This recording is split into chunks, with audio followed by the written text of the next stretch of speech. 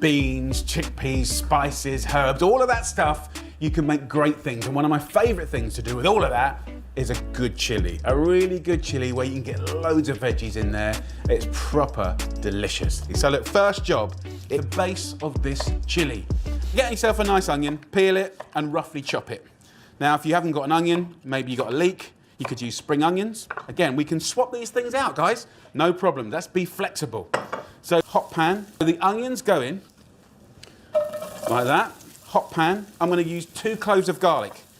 Just slice it up any old how, doesn't really matter. Garlic goes in. It sounds exciting already. We're gonna go chili. So I'm just gonna kind of roughly finely slice it. So look, I'm probably gonna use that much. If you've got any leftover chili, right, 2 things I can do. Throw them in the freezer. They're really good, you can grate them over things. Or just put them in the salt like this, and it kind of just stops it kind of going minging and moldy, right? And then you can use it the next day. So, chili goes in like that. Let's get some spice into your life. So take a teaspoon, and I want level teaspoons, right? We want to go easy on the spice. So cinnamon goes in, and then a level teaspoon of cayenne pepper or smoked paprika, delicious. And then we've got the cumin. Get a wooden spoon and then just stir it up. Now guys, if you want to get mega flavour out of veg, make it big and robust, then this part is really important. Have a look what's happening in that pan, right? We're bringing out the natural sugars in the onion. And it's not just onion that has natural sugars. Carrots have it, squash have it, peppers have it too.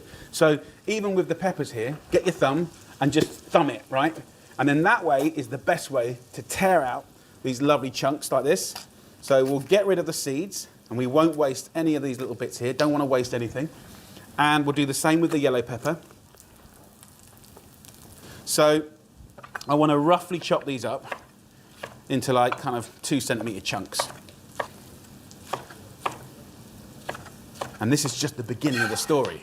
It's gonna get better and better and better. And the most important thing for me with a chili is there's kind of an obsession by throwing in the wet stuff now, early, right? That's where the big problem is. Do not get those tin tomatoes in there too early. What we want to do is what you can see there, right? We want to slowly fry. We want to caramelize the veg. That's going to earn you massive, massive flavor points. So let's have a little toss up. Look at that, it smells amazing. We'll keep stirring it. And then I want to get some coriander stalks. So any stalks of fresh herbs that you've got, it could be mint, basil, or coriander. I'm using coriander today. Just finely slice those stalks out, because often they end up in the bin, but they're full of flavor. So if you haven't got fresh herbs, please don't worry. This recipe is flexible to what you've got in your pantry and your fridge, okay? So stir in the coriander. And we're gonna cook this for about 10-15 minutes on a medium-high heat to get really intense and delicious. Now, if you sweet potato, of course you could use a normal potato, of course you could use squash, okay? Again, swap outs are important. The sweet potato I think is delicious. It counts as one of your 5 fruit and veg a day. We wanna get the veggies in you guys to keep you healthy, to keep you optimal. So sweet potatoes, yum. I'm just gonna clank them up into like 1-inch chunks. Then I've got the oven on at 200 degrees Celsius, and I'm just gonna kiss these with a touch of oil, a good pinch of salt and pepper, and then a little bit of cinnamon, a little bit of cayenne pepper, and here's a little bit of cumin. Now give these a little toss, right? And it will stick to it, and as that roasts for about an hour, right, that is gonna be delicious. So it's had about 10-15 minutes, it's shrunk down, it smells incredible. Now we can think about adding beans, tomatoes, stuff like that. So as far as beans are concerned, these are brilliant. But whatever you can think of or got, use that. So 1 tin, juice and all, will go in. That's your protein, incredibly important, you know, for your nutrition if you're not eating meat. We're gonna put in some chickpeas as well. We'll go juice and all. Chickpeas are amazing. They suck up all the flavor. Then we're going to get the tomatoes in there. I like to use whole plum tomatoes if possible, but you can use the chopped or the passata. Please don't worry. So 2 tins of plum tomatoes I will use.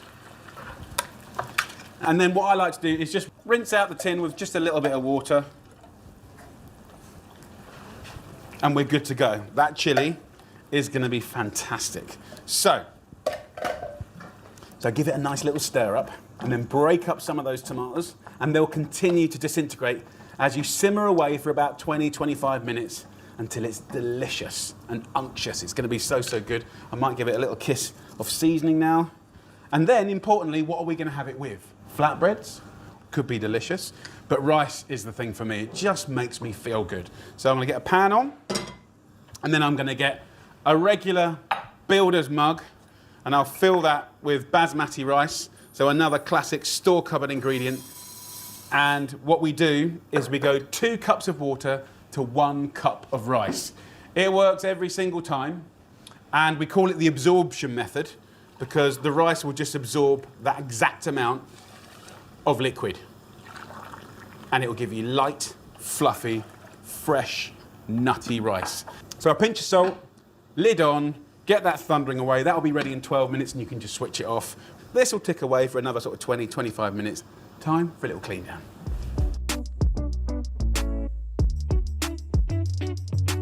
So here we go, guys. After 20 minutes, it's looking like this, thick and gorgeous looking. The rice is steamy and done. Can you see all the little holes that come through? So that is going to be beautiful and fluffy. Let's plate some up, but not before we get the sweet potatoes out. So these have had just under an hour. Oh, come on, look at that. They've shrunk up. Look at the crispy skins as well. They're going to be amazing. So I'm literally going to put those straight in. And what's nice is they all kind of almost rehydrate with the chili sauce. Just gorgeous. So one of the great things about sweet potatoes, you know, like pumpkin and squash, is they'll keep a long time in your home. Get them in soups, stews, you know, make nice little oven chips, stuff like that. Absolutely delicious.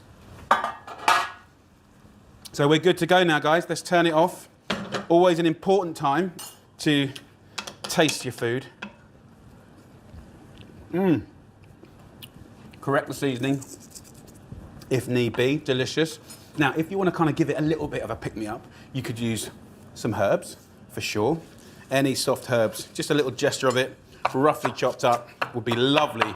A little swig of vinegar, or lime juice, or lemon juice, really helps a dish like this, which is quite savoury and a little bit spicy. So I'll just put a little squeeze of lime in there, but literally use what you've got to hand. And then, let's plate up. So get your rice, get a fork, and give it a nice little fluff up. So a nice wad on the plate. Look at that, fluffy. Of course, you can go for brown rice as well. Very, very nice. And then we want that chili. Big chunks of that sweet potato. So good. Then you've got the beans. Really nice. Massive plate of food. Loads of goodness. And for me, the thing that I really want to have with it is a nice little splurge of yogurt. It could be sour cream, you know, whatever you've got available to you. And if you've got a few bits of coriander, happy days. So whether it's rice or tortilla wraps, or, you know, swap one veg out for another, or slip a bit of meat in or not, it's a very, very generous, flexible recipe that I think you're gonna love. Right, look, enough yapping. I love a good chili. What I love is the sweetness you get from the peppers, but then the hunks of sweet potato and the crispy skin, and that little bit of fluffy rice. So, so good.